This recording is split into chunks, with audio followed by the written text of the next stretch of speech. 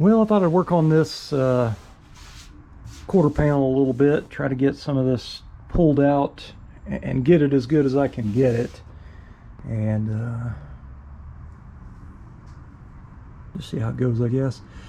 So I'm going to be using a stud gun here, and this is one of them Harbor Freight ones, Chicago Electric. I've had this for, I don't even know, 7, 8, 9, 10 years, I don't even know. Anyway, this thing is awesome for, especially the DIY guy at home. You can really work metal out really well with one of these if it's a spot you can't really get to, which I can get to the back of this, but there is a brace running down here. But for me, it's just easier to get a little bit of a stud in there and get it pulled to get it out of there. I've got a really tight little indent here, a little tight one there. The whole top corner of this is bent in. So I'm going to be putting them studs right up here trying to get that to pull. Now, when you have one of these, they come with two tips. And anyway, they have one that has a large hole and one that has a small hole. And I like the big one. The studs seem to hold better than the little ones. Let's see if I got, yeah, here's a little one right here. This is a little diameter one, and this is a large diameter one. And these tend to stick to the body stronger than those little bitty dinky ones do. So I like the bigger ones. But I'll show you some of the things that you need to know about one of these that it might appear to be tough off the get-go. But when you put the stud in the end of that,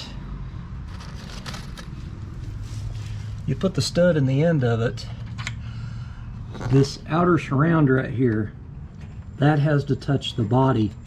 So this is spring loaded, so you have to shove it all the way in until this right here is your ground. That needs to ground out. Now, the metal needs to be clean because those will not stick to paint, primer, anything like that. I like to use like a scotch disc on my angle grinder.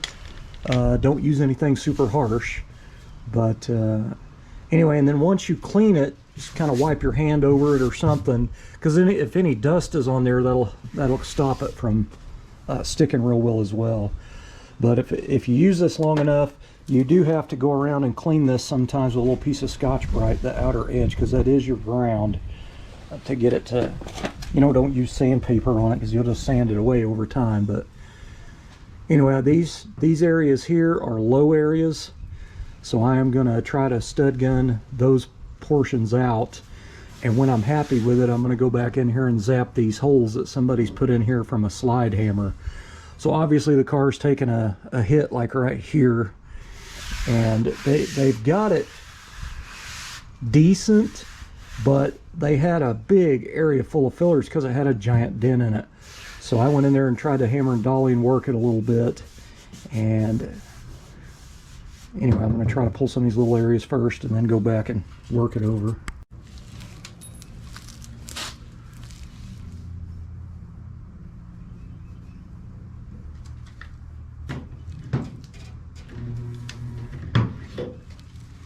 I hold the button down and hold it up against there for a couple seconds. You don't want to just go zap and then expect it to stick.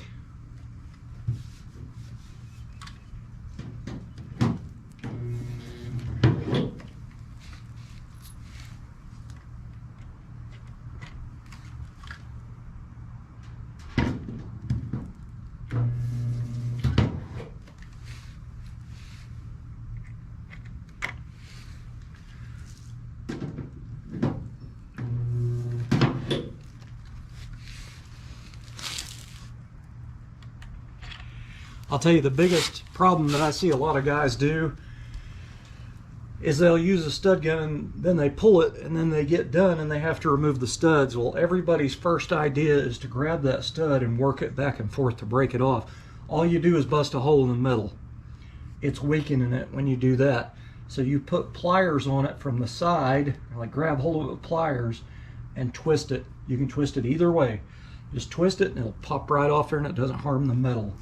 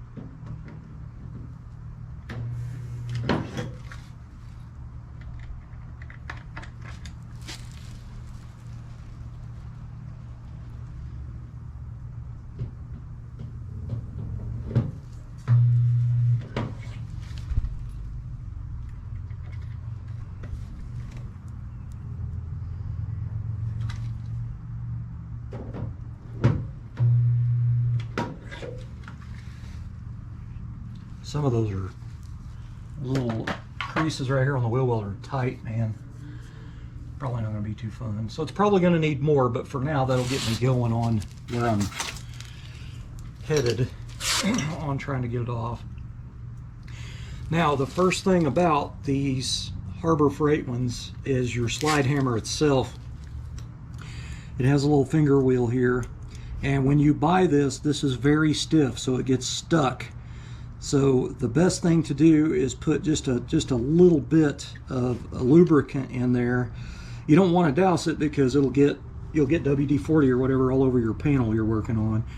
But anyway, you need to work that wheel back and forth to get it to do something. So it's basically like a cam lobe. It's offset, so that wheel's offset and moves. Now, of course, you want the wheel all the way down as far as it'll go, as low as it'll go on there, and then you put that on there, and then I take my finger and pull back like that, and I hold that tension with that finger. You can't expect it to stay put, just locking it and then pulling. So, let's see how this goes. So I'm going to pull that wheel back.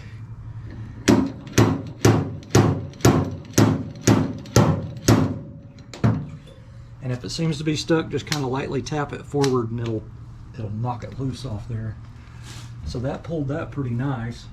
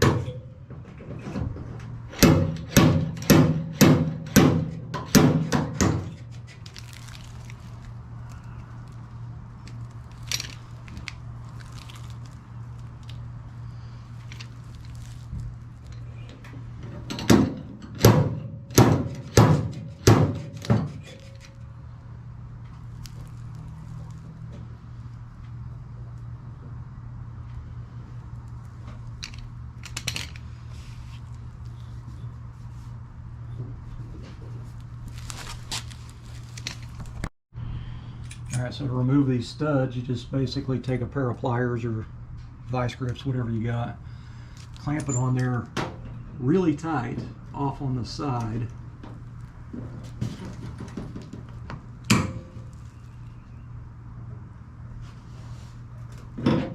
There it is. If you just grab hold of that and work it back and forth, it'll weaken the metal right in the center and pop a hole in it. So I don't recommend that.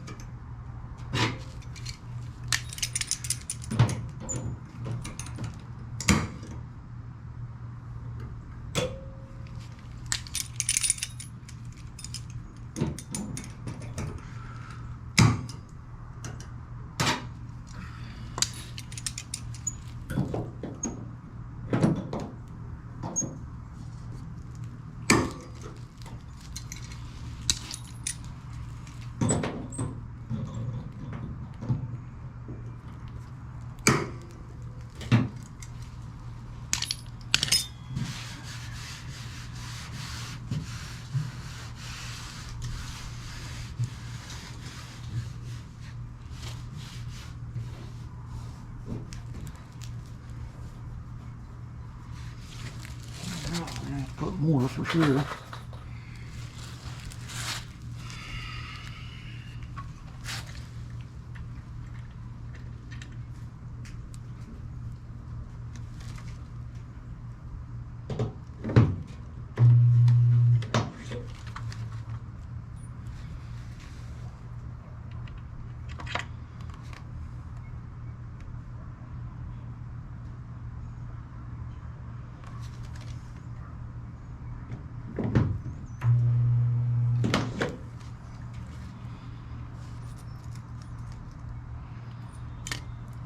A bunch of small ones out that I don't like.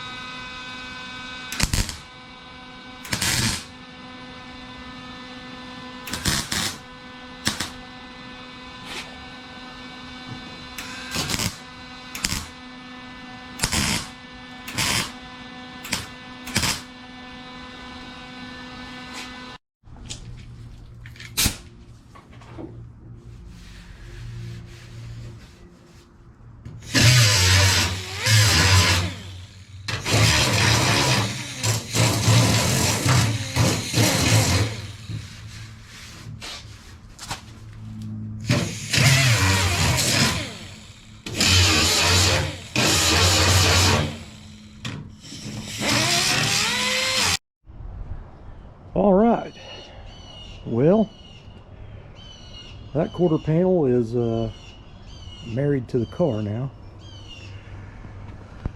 So it's not 100% perfect, but I don't have to put any filler on it. It has a few little tiny ripplies from the, you know, using a little 2-inch disc, kind of getting in it in places. But it turned out really nice. It turned out really nice. So I can put some polyester on here and then block it out, and it should block out just fine. So I won't need any filler on that. Polyester sprayable primer is basically a filler, but it'll definitely fill it. I'm pretty happy with that. That looks pretty nice.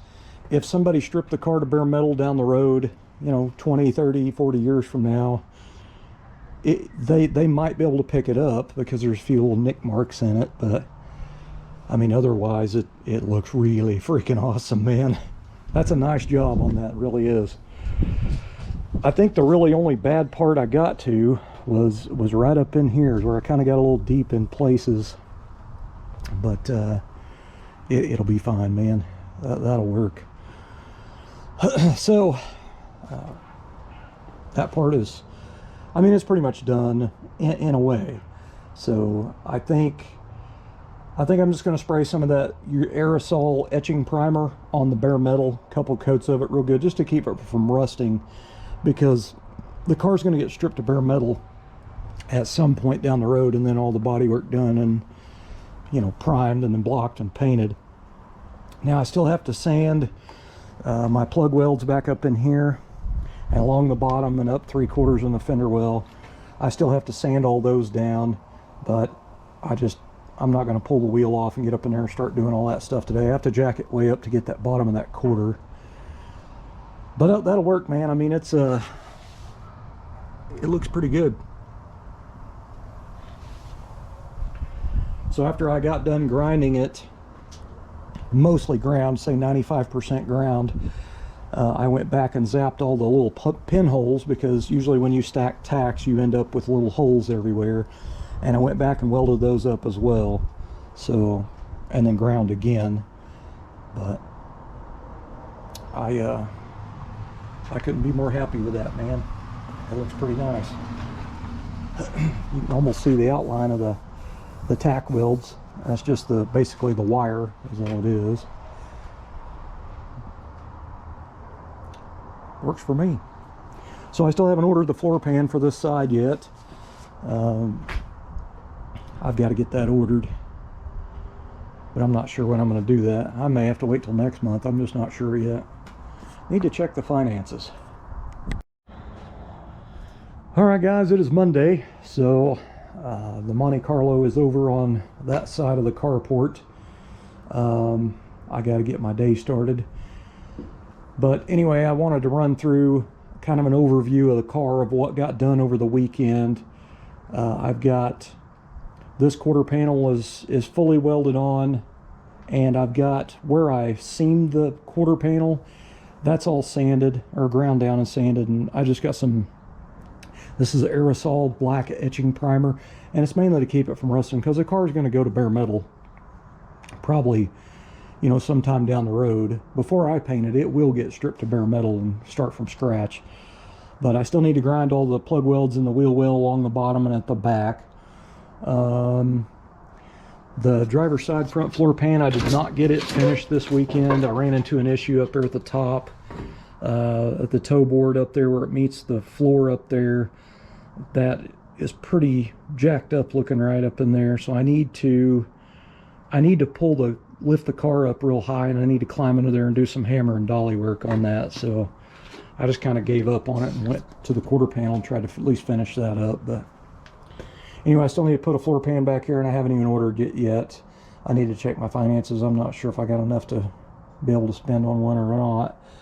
That floor pan back there is fully welded. It just needs ground. This one is almost welded. It just lacks the top and the plug welds down the side, and it'll be done. I ended up, there is a spot where they had a car alarm on this at one time, it had like a jam switch here, so there's a pretty good size hole. So I went in and welded it up and I ground it. I need to put some etching primer on that before I forget. I need to do that. I'm gonna leave the trunk up so I know to do that. So this quarter panel I did a whole bunch of pulling on and hammer and dolly work. I've got it really freaking nice, man. Then I went in and welded up their slide hammer holes they had in there.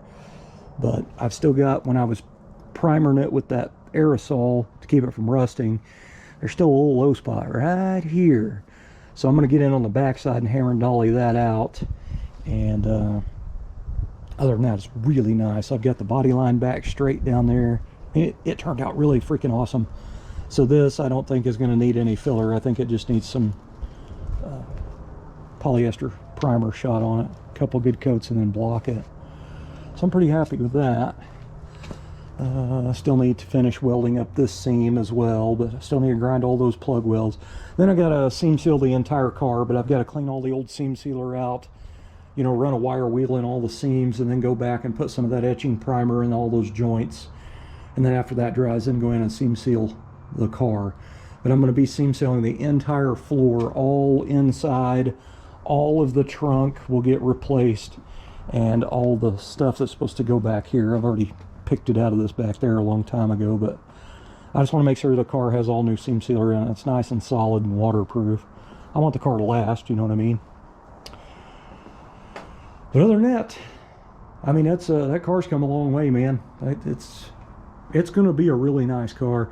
Now I'm going to do the same level of quality on this as I did my 55. This is not going to be just some, you know, pile of crap. This is going to be really, really nicely done. The firewall is going to be customized and smooth. I've got some things I've always wanted to do to a G-body firewall and cowl panel, and I've never done it. So now I'm going to do it. I'm going to get pretty crazy with the smoothing of all that stuff in the front, but this is going to be a very nice indoor-outdoor show car that I can drive and enjoy. But it's going to be really freaking nice. I haven't decided if I'm going to paint it white for sure or paint it black, because I have another one of these. It's a T-top car, a fully optioned car, and I thought about, it was originally white. I think I'll paint it white. This one was originally black, so I may paint it black. I just haven't decided yet. I don't really want two white SS Monte Carlos, you know what I mean? I just want one. So I might have the good one and the evil one. Maybe the Stormtrooper and the Darth Vader or something, I don't know. But I'll just wait till I get there. And I may paint it silver. I haven't had a silver SS before. Wait a minute, I take that back. I think I did have a silver SS Aero Coupe, actually. I think that was silver. Well, dang it. Thanks for watching.